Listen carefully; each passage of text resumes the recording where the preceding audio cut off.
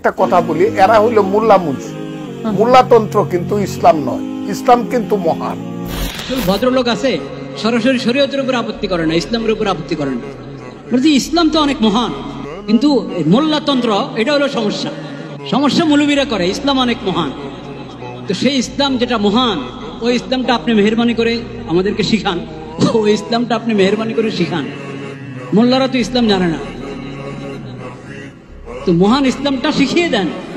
তো কিছু ভদ্রলোকের এই অবস্থা, আসলে ইসলামের উপর আস্থা নাই, শরীয়তের উপর আস্থা নাই, কোরআন হাদিসের উপর কি নাই, আস্থা নাই। তো সরাসরি কোরআন হাদিসের বিরুদ্ধে বলে না, ওটা মৌলবীদের উপরে ঝাড়ে।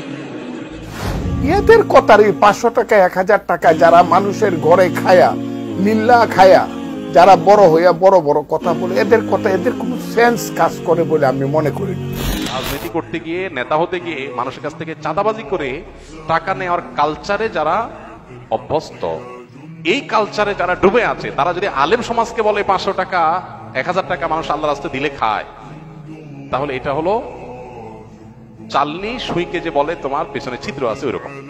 তো মাকে বলবো এদেরকে পেটে ধারণ করো না মা।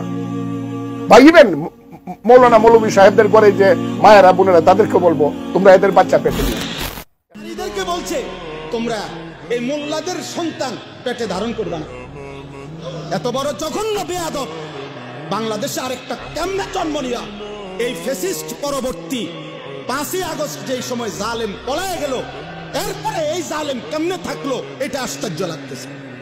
এত বড় জঘন্য বেয়াদব। ধর্মের নামে ব্যবসা শুরু হয়েছে, এই যে ব্যবসায়ীর দল, ধর্মের নামে যারা ব্যবসা করতেছে।